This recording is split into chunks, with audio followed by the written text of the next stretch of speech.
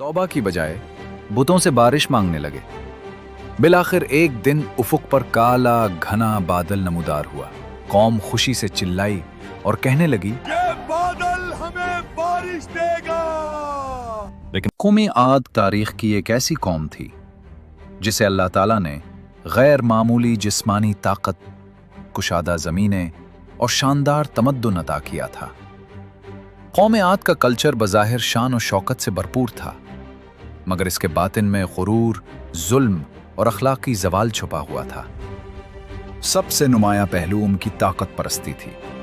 वो अपनी जिस्मानी क़ुव्वत और इज्तिमाई ताकत को सबसे बड़ी हकीकत समझते थे। उनके नज़दीक ताकत ही हक़ का मेयार थी। इसीलिए वो फ़ख्र से कहते थे, हमसे ज्यादा ताकतवर कौन है? ये सोच उन्हें आजिज़ी से दूर और तकब्बुर के करीब ले गई। कौम आद का तमद्दुन शानदार तामीरात पर मबनी था। वो ऊंचे सुतूनों वाली इमारतें और अजीम महल्लात तामीर करते थे। इनका तामीराती कल्चर एक ऐसे माशरे की अक्कासी करता है जो ज़ाहिरी शान को असल कामयाबी समझता है और अखलाकी अक़दार को पसे पुश डाल देता है। इनके माशरे में वाज़ेह तबक़ाती तक़सीम मौजूद थी। ताकतवर तबका हुक्मरान था, जबकि कमज़ोर अफराद मज़लूम और बेवक़्त समझे जाते थे। जुल्म और जब्र इनके समाज का मामूल बन चुका था और कमज़ोरों के हुकूक पामाल करना ताकत की अलामत समझा जाता था। कौम आद में रिवायत परस्ती भी गहरी थी। वो अपने आबा और अजदाद के तरीक़ों को ही सच मानते थे और किसी नई बात को सुनने या समझने के लिए तैयार न थे। इनका मजहबी निज़ाम बुत परस्ती पर कायम था, मगर ये सिर्फ अकीदे का मामला नहीं था। बुत इनके सियासी और समाजी कंट्रोल का जरिया थे। सरदार बुतों के नाम पर अवाम को काबू में रखते और अपनी बालादस्ती कायम रखते थे। इन तमाम अनासिर के नतीजे में कौम आद का कल्चर अखलाकी ज़वाल का शिकार हो गया। नेमतें होने के बावजूद शुक्र की जगह गुरूर ने ले ली और ताकत इबादत बन गई। अल्लाह ताला ने हज़रत हूद अलैहिस्सलाम को उनकी हिदायत के लिए भेजा। हज़रत हूद उन्हीं की कौम से ताल्लुक़ रखते थे। हज़रत हूद अलैहिस्सलाम ने उनको बहुत नरमी से, दर्द भरे दिल से बुत परस्ती छोड़ने और अल्लाह ताला पर ईमान लाने की दावत दी और उन्हें नसीहत की कि जुल्म छोड़ दो। ये जो तुम्हारी ताकत है, ये अल्लाह ने ही तुम्हें दी है। इसे अल्लाह के मुकाबले में इस्तेमाल ना करो। कमज़ोरों के साथ हुस्न सुलूक करो। जब हज़रत हूद अलैहिस्सलाम ने इन्हें अल्लाह की तरफ बुलाया और अदल व आजिज़ी की दावत दी तो उन्होंने इनकार किया। कौम आद ने दलाइल से नहीं, गुरूर से जवाब दिया। उन्होंने कहा, हमसे ज्यादा ताकतवर कौन है? जब हज़रत हूद अलैहिस्सलाम ने कहा, मैं तुम्हारी तरफ अल्लाह की तरफ से रसूल बनकर आया हूं, तो उन्होंने जवाब में कहा, तुम तो हमारी तरह आम बशर हो। कुरान में इनके ये अल्फाज भी मौजूद हैं, हम तो यही कहते हैं कि तुम पर हमारे देवताओं का साया आ गया है, यानी माज़अल्लाह नबी को दीवाना कहना, बात की बजाय शख्सियत पर हमला करना। उन्होंने रिवायात का भी सहारा लिया और कहा, क्या तुम हमें हमारे बाप दादा के दीन से हटाना चाहते हो? ये हर गुमराह कौम का पुराना बहाना है।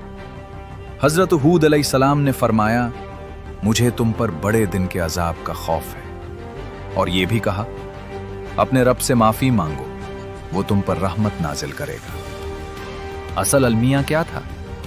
कौम आद दलील की दुश्मन नहीं थी, बल्कि तकब्बुर की कैदी थी।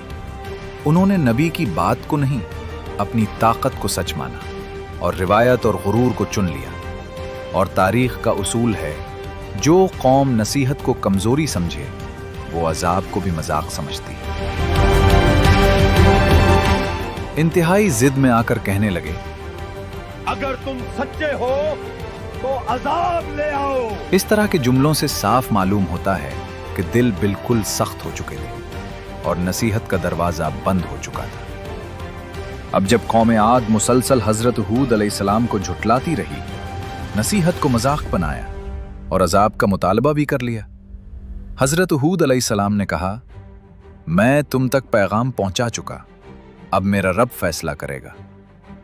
अल्लाह ने फौरन तबाही नहीं भेजी, पहले लंबा कहत आया, बारिश रुक गई, फसलें जल गईं, पानी के चश्मे खुश्क हो गए। ये वार्निंग थी, सजा नहीं।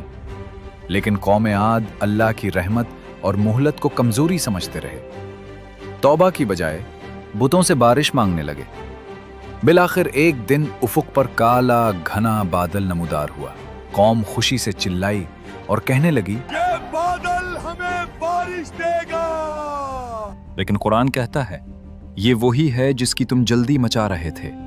एक ऐसी आंधी जिसमें दर्दनाक अजाब है, यानी जिससे तुम रहमत समझ रहे हो वही तुम्हारी सजा है।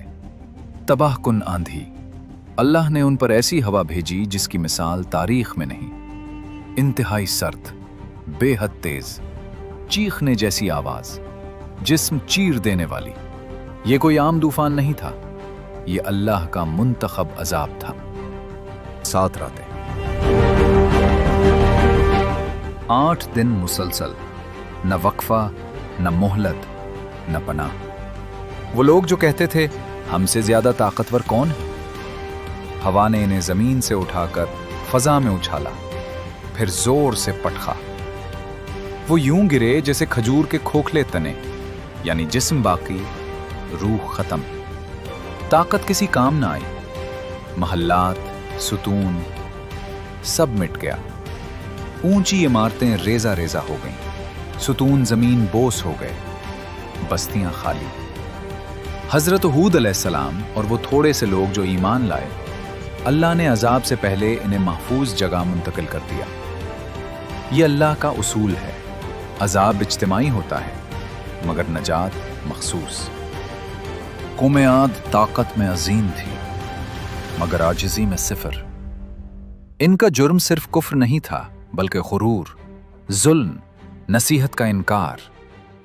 इस कौम को अगर सिर्फ एक मजहबी रिवायत के तौर पर देखा जाए तो बात अधूरी रह जाती है। दरअसल ये इंसानी तहजीब के उरूज व ज़वाल का एक मुताला है।